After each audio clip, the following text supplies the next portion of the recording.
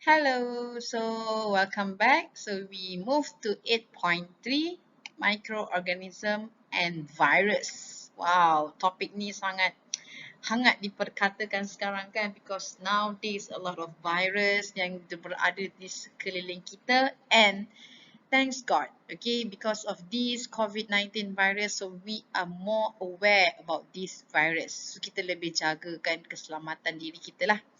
Okay, so the first learning standard, you are able to identify the main characteristic of the microorganism and virus.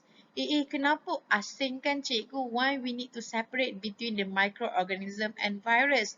Is it the same group? No, it's not the same group. Microorganism ialah bacteria, protozoa, algae, fungi. Virus is a virus. So, dia tak sama dalam satu kumpulan. Nanti kita tengok kenapa dia tidak sama. Okay, so, alright.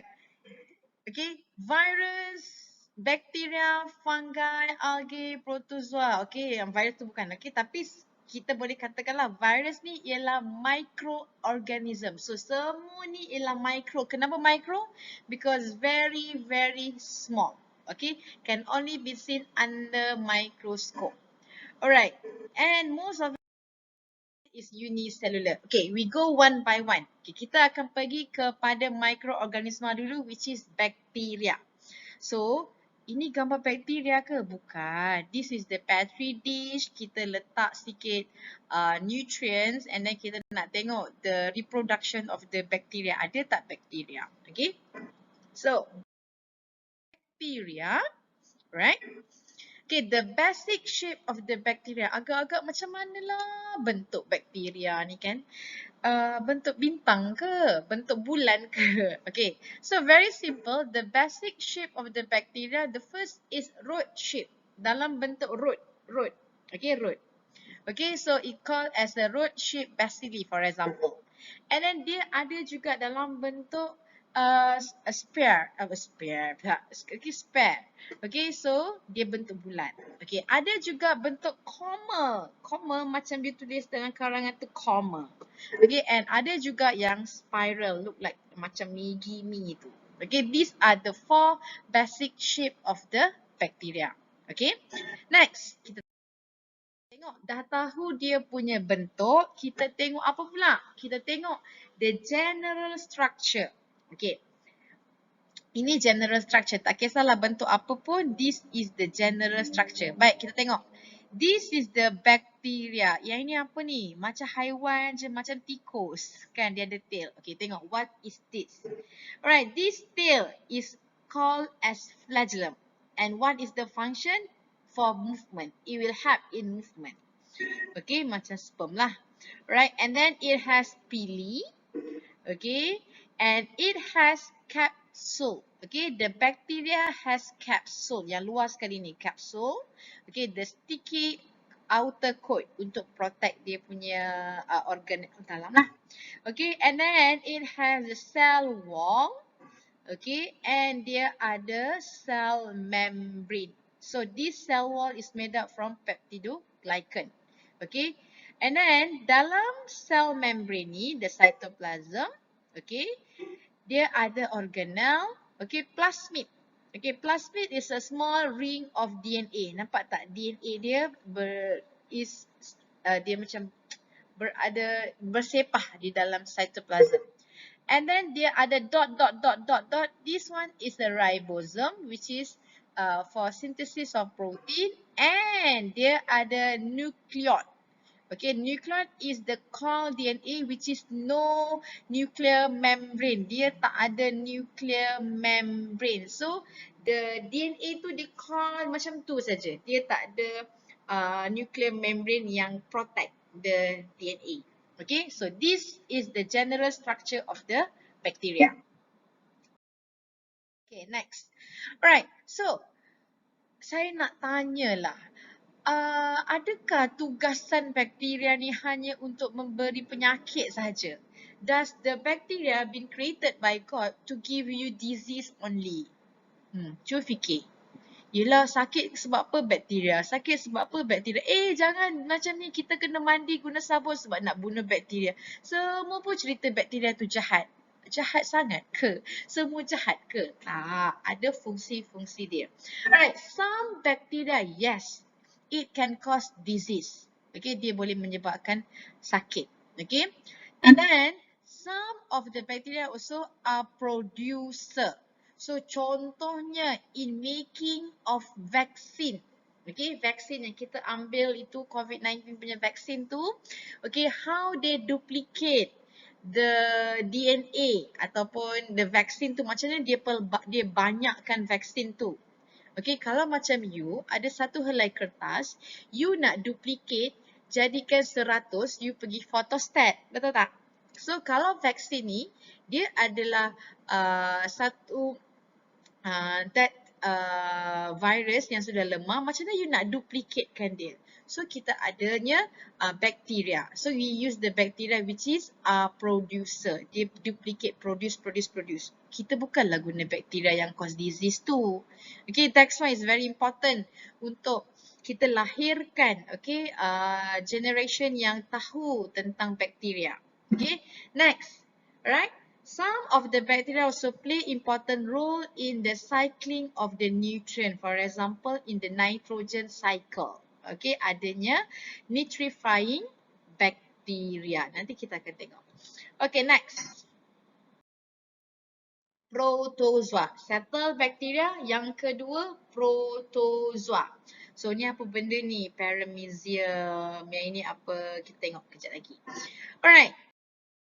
So, protozoa, okay, is exhibit mainly into form of life. Sama ada dia dalam hidup sebagai free living. Okay, it can be in fresh water, aquatic, and also parasitic. Okay, so protozoa has no cell wall. Dia tak ada cell wall. Ingat tadi, general characteristic for the bacteria dia ada cell wall. Okay, protozoa dia tak ada cell wall. Okay, and some protozoa are parasite and can cause disease. Okay, and kita tengok for protozoa dia ada dua, animal life and plant life. Okay, for the animal life, okay, tengok apa ni? Dia bergerak, moving. So this is amoeba. So the amoeba can move. So dia bergerak. So next. This one, apa benda ni tak nampak pula. Okay, alright. So, this also bergerak. Nampak tak? Dia guna cilia.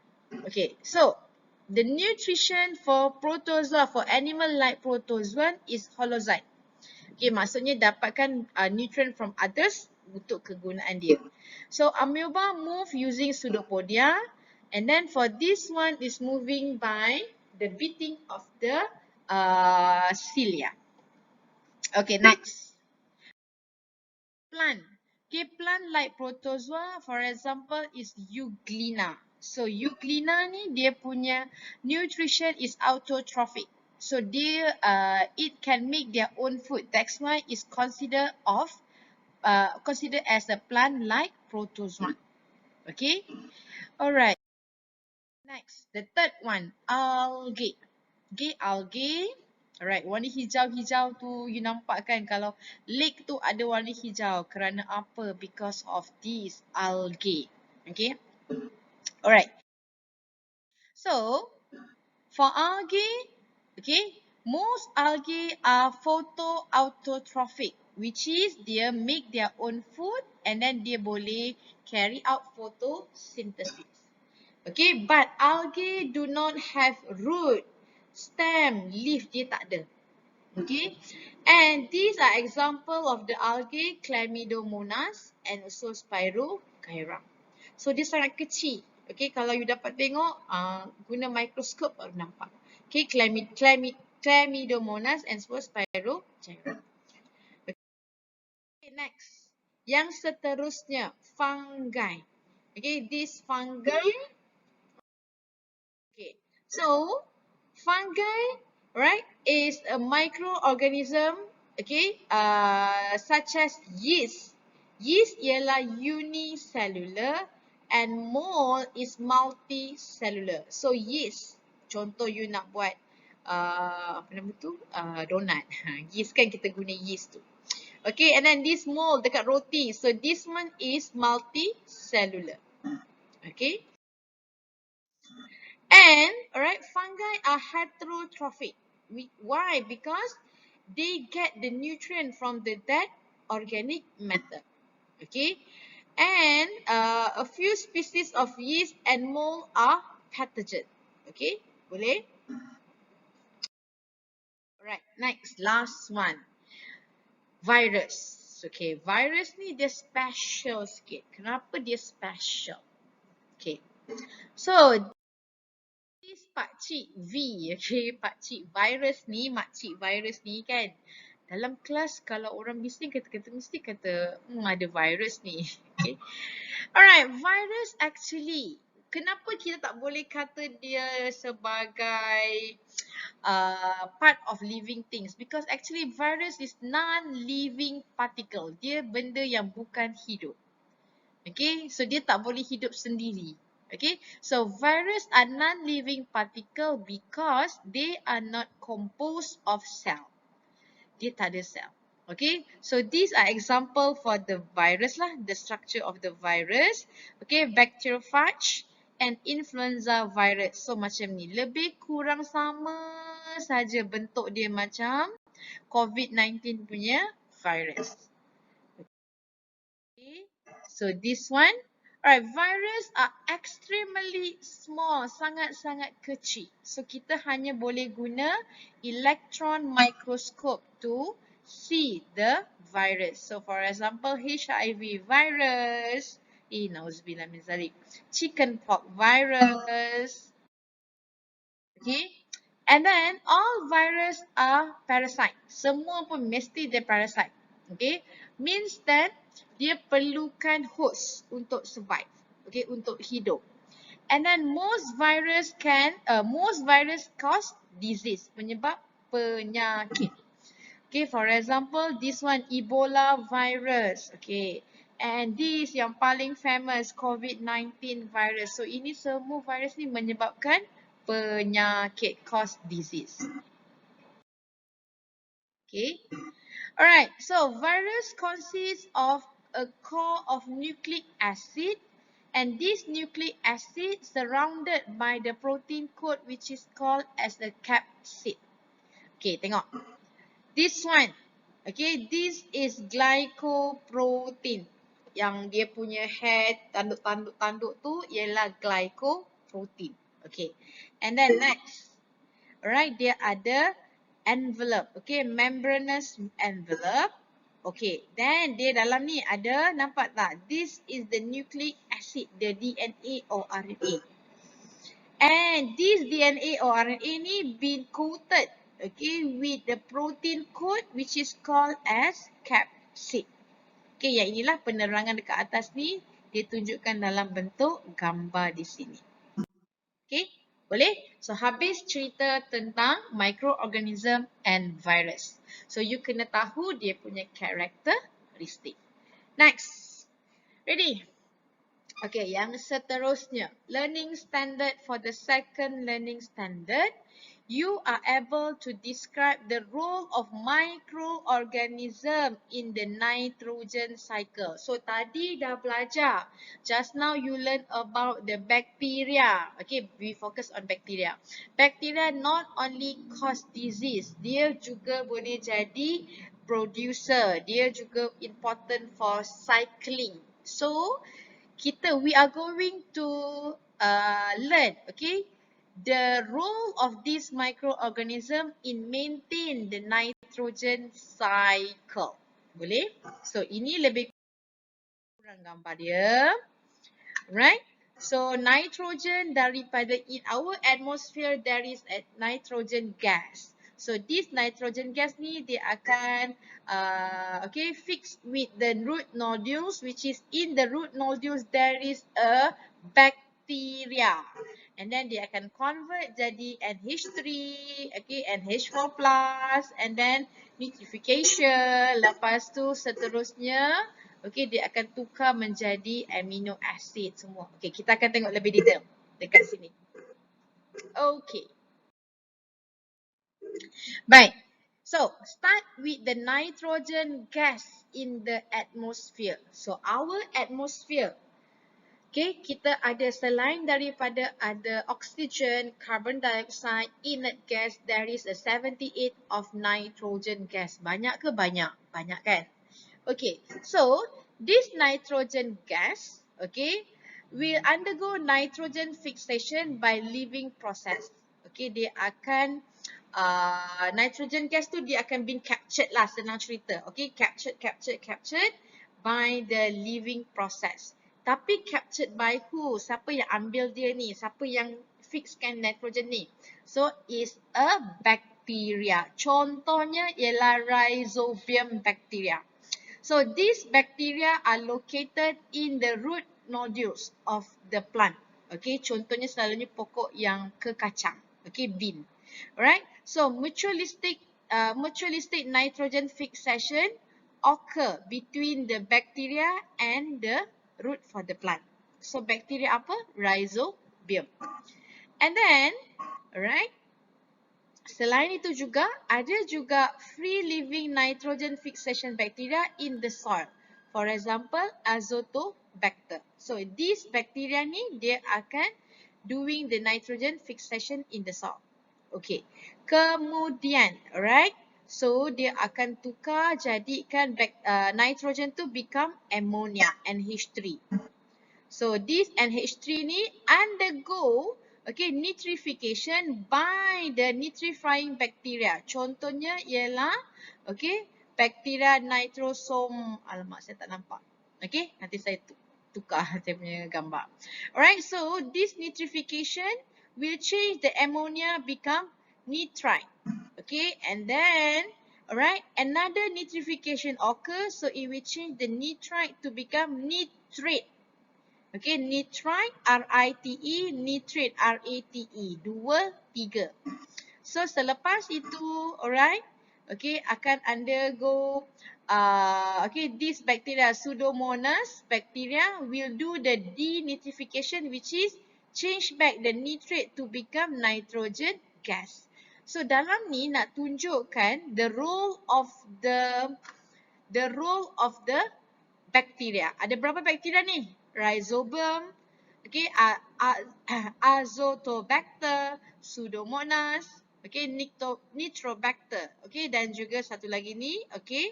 So, ada bacteria. We can see that bacteria not only give disease, dia juga play important role in cycling of the nitrogen cycle. Okay, next. Selain itu, okay, alright. The nitrate, okay, nitrate tadi, okay, this nitrate will be uptake and assimilate by the plant to become plant protein. So, plant protein ni, so pokok ni akan dimakan oleh haiwan, so it become animal protein. So, the nitrogen is been transferred from the nitrate transfer kepada plant and then plant transfer kepada animal. So, transfer of nitrogen in the food chain, right, that and decomposition. Okay, and then kalau dah mati, katalah pokok tu mati and then haiwan tu pun mati, so akan ada aminification, which is be decomposed by the bacteria juga. Okay, and it will change back to the ammonia. So, ammonia ni menyebabkan bangkai tu berbau busuk. So, this is the cycle. So, this cycle cannot be a cycle kalau, okay, kalau tak adanya bakteria. Okay, kalau tak ada bakteria nak tukar, so tak boleh lah, cycle tu cannot be a cycle lah. Right? Okay, next. Sikit lagi. Okay, the third learning standard, you are able to explain the role of microorganism as the producer, decomposer, symbiont and parasite. Okay, ingat, bakteria ni ataupun microorganism ni bukan hanya sebagai penyebab kepada penyakit saja. Okay, it can it can become a producer, it can be decomposer, symbiont and also parasite. So we are going to see. Okay, the role of microorganism. Okay, so kita tengok yang dua dulu di atas ini. Okay, organism as the producer. So, for example, is cyanobacteria and algae. Okay, this organism for the producer, okay, many microorganisms contain chlorophyll and are photosynthetic. So with this, cyanobacteria and algae ni, it will help to produce sugar and oxygen from the carbon dioxide using the light energy. Boleh? Alright, next. Microorganism as decomposer. So, this one, fungi, alright, are important in nutrient cycle, which is they akan break down the dead organic to become nutrients for them to absorb. So, dia akan it's a maintain the nutrient cycle. Boleh nampak tak? So, ini sebagai producer, ini sebagai decomposer. Okay, next. Ada lagi dua. Okay, tadi microorganism as a producer dah settle. Producer pun, decomposer pun dah settle. So now we go to the third one is symbiont. Okay, so for the symbiont, for example, okay, it made up, okay, the lichen is a mutualistic relationship between the algae and fungi. So the algae, okay, dia ada, dia boleh buat photosynthesis and then dia akan bagi kepada fungi. And then the fungi will provide the mineral, okay, and also water to protect the algae. So symbiosis dia adalah mutualistic. Maksudnya dua-dua memberi kebaikan. Okay, and microorganism as parasite, okay, which is some parasitic bacteria and protists are important pathogen of plants and animal. Contohnya menyebabkan penyakit malaria. Okay, boleh. So ini disebabkan oleh this vector, they bring the microorganism as a parasite. Okay, next. The fourth learning standard. Okay. Define the term pathogen and vector. Apa perbezaan dua ini? Senang saja. Okay. Pathogen. Pathogen ialah all the microorganism such as the virus, bacteria, protozoa, fungi which is can cause disease. So pathogen je mesti menyebabkan disease. Okay, but what is vector? Okay, vector is the animal that carry the pathogen to the new host. So this virus ni dia tak boleh jalan seorang-seorang. Dia tak ada kaki pun nak pergi jalan jauh-jauh sampai berkilometer satu Malaysia tersebar, bukan. Okay, dia perlukan pengangkutan. It need vector. So contohnya, these are the vector, fly, okay, cockroach, mosquito. So, semua ini, inilah penyebabnya, inilah geram ni. Kerana kan mereka ni bring all this pathogen habis satu Malaysia. Kena penyakit. Betul tak? Okay, kalau tak ada vector, tak adalah pathogen. That's why kita kena kemas rumah. Sebab tu kita kena avoid makanan yang kena hinggap dengan lalat. Because lalat, the fly is a vector that bring the pathogens. That's why you sakit perut bila makan makanan yang ada lalat. Understand? Because the fly bring together the pathogen. Okay, cockroach. Rumah siapa yang banyak lipas tu? Okay, cuba check balik. Kenapa you nak bela lipas ke? As your pet? Janganlah. Okay, mosquito. Okay, so semua ini adalah vektor di mana jangan jadikan mereka sebagai haiwan peliharaan kita. Kita kena war dengan mereka supaya they didn't bring the pathogen to us. Alright? Okay, next. The fifth learning standard. Sikit lagi. Okay, so explain the effect of pathogen on human health. Apakah kesan-kesan pathogen tadi tu, all the virus, bacteria semua tu on our human health. Okay, so for example, okay, Pathogenic microorganism can enter into our body in food. Makanan kita tu dia boleh bawa. Pathogen tu boleh stay kat situ, kita pun makan. Nyam nyam nyam, sedapnya bakteria ni. If dust, droplet ataupun daripada wound. Okay. So all this to cause disease. Okay, kenapa? Cuba contoh tengok virus. For the type of the pathogen, virus. So HPV. This is the HPV virus, human papilloma virus. So this virus, kalau kena dekat kita, it can lead to cancer cervix. Okay, so dia akan jadi cancer cervix. Sebab itulah kita suruh mereka ambil vaksin HPV supaya our body can dia boleh kill this virus. Alright, next. Okay, hepatitis B virus. Okay, it will attack the liver, can cause hepatitis B. Penyakit hepatitis, muka dia jadi kuning, mata dia jadi kuning, sakit hati. Bukan sakit hati tu, hati dia sakit. Faham tak? Okay, alright, and then next, bacteria. Okay, type of the pathogen, bacteria. So for example, these bacteria. Okay, Mycobacterium tuberculosis. Okay, can cause the TB. Okay, orang yang selalu batuk kuat tu, cuba check. TB ni bukan hanya kepada lung, dia boleh juga kepada tulang pun boleh kena TB. Okay. Alright, next, protozoa. Okay, protozoa. Okay, can cause entamoeba. Okay, histolytica. Okay, can cause dysentery. Alright. And fungi. Okay. The fungus. Yang ini dekat belakang badan tu, cuba tengok ada tak tompok-tompok warna putih. Bukan sebab you punya kulit tengah bersalin kulit ke. No, bukan. Actually, this is because of this fungus. Okay, fungus ini menyebabkan dalam bahasa Melayu kita panggil sebagai panau. Okay, ada yang macam kulit tu dia ada putih-putih sikit. So you go to pharmacist, diorang akan bagi you anti-fungus cream. So they ask you to put the anti-fungus cream.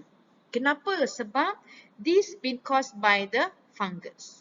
Okay, boleh? So settle chapter 8.3. Alright, so see you next in chapter 9. 9. Okay, bye. Thank you.